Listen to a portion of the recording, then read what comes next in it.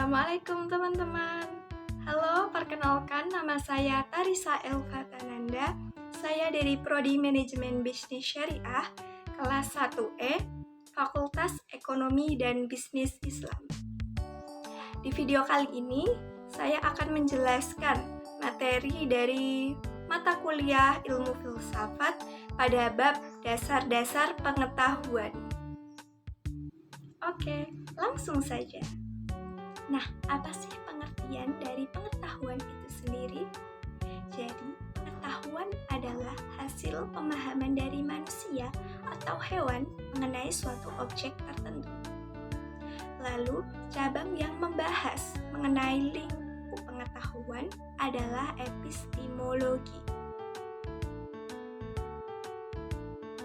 Setelah kita mengetahui pengertian dari pengetahuan, ada perbedaan ya teman-teman antara fungsi pengetahuan bagi manusia dan hewan. Bagi hewan, pengetahuan hanya digunakan untuk sebatas melangsungkan kehidupannya saja atau yang disebut survive. Contohnya, seekor kera tahu nih mana jambu yang enak untuk dia makan. Contoh lainnya seperti seekor anak tikus yang sudah diberi pengetahuan oleh induknya bahwa seekor kucing itu berbahaya bagi kehidupannya.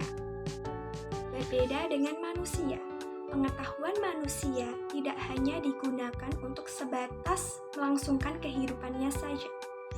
Karena manusia memiliki kemampuan untuk berpikir sehingga manusia dapat mengembangkan kebudayaan, memaknai kehidupannya, dan dapat memanusiakan manusia.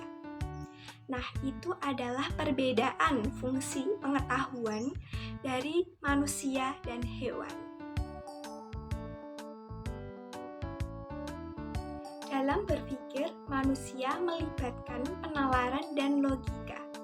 Penalaran adalah proses berpikir yang memiliki karakteristik tertentu untuk menarik suatu kesimpulan yang berupa kebenaran atau pengetahuan. Adapun ciri-ciri penalaran nih teman-teman. Yang pertama, setiap penalaran menggunakan logika dalam proses berpikirnya.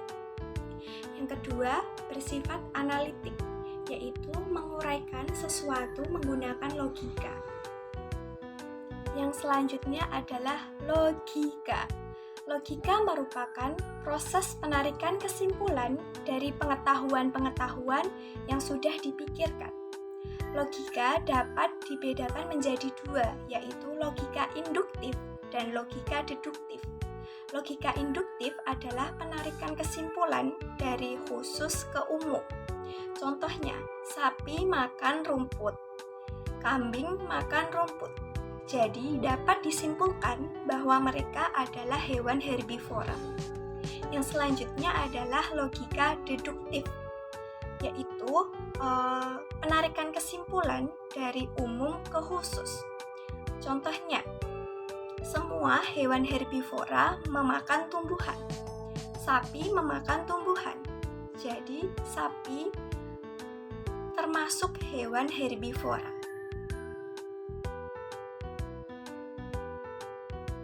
Burhanuddin Salim membagi pengetahuan menjadi 4, yaitu yang pertama, pengetahuan biasa. Contohnya, hijab ini berwarna hitam, karena memang hijab ini berwarna hitam.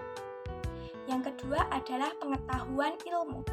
Pengetahuan yang didapat dari pengamatan atau pengalaman dari kehidupan sehari-hari. Yang ketiga adalah pengetahuan filsafat, yang didapat melalui pemikiran secara mendalam dan kritis. Yang terakhir adalah pengetahuan agama, yang hanya diperoleh dari Tuhan melalui para utusannya.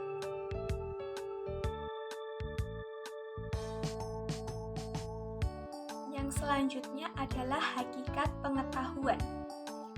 Ada 2 teori untuk mengetahui hakikat pengetahuan. Yang pertama adalah realisme.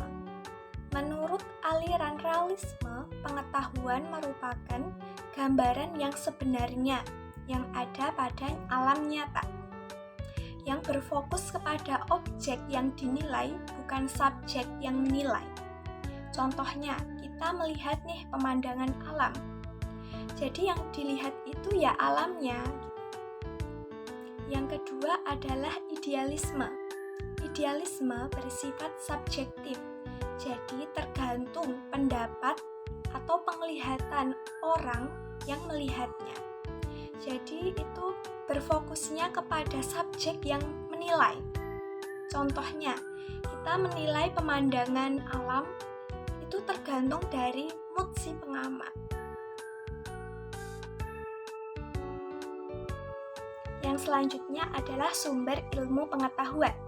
Yang pertama adalah akal atau rasionalisme. Paham ini percaya bahwa akal merupakan sumber utama ilmu pengetahuan yang benar. Rasionalis percaya bahwa kebenaran atau kesesatan itu tergantung pada ide, bukan pada objek. Adapun kritik terhadap rasionalisme. Yang pertama, pengetahuan rasional dibentuk oleh ide yang tidak dapat dilihat, sehingga eksistensinya itu dipertanyakan. Yang kedua, teori rasional tidak dapat membuktikan perkembangan pengetahuan manusia, padahal ide itu dapat berkembang dan dapat berubah dari waktu ke waktu. Sumber yang selanjutnya adalah pengalaman atau empirisme. Pengetahuan manusia yang diperoleh dari pengalaman yang dapat ditangkap oleh panca indera. Contohnya, bagaimana sih dia kok tahu bahwa es itu dingin? Karena dia merasakannya dengan cara menyentuh langsung esnya dengan tangan. Nah, ada juga nih kritik terhadap empirisme. Yang pertama, pengalaman itu terlalu abstrak untuk menjadi dasar untuk sebuah teori pengetahuan yang sistematis. Yang kedua, indera itu menipu. Contohnya, seorang yang terkena COVID-19 itu mengatakan bahwa gula itu rasanya hambar. Yang ketiga, objek juga bisa menipu. Contohnya, fata morgana. Sumber yang selanjutnya adalah intuisi. Intuisi merupakan pengetahuan yang didapatkan tanpa melalui proses penalaran atau pemikiran tertentu. Intuisi bersifat personal dan tidak dapat diramalkan. Sumber ilmu pengetahuan yang terakhir adalah wahyu. Wahyu adalah pengetahuan yang diberikan oleh Tuhan kepada manusia melalui perantara nabi-nabinya. Akal meyakini bahwa kebenaran pengetahuan itu dari Tuhan.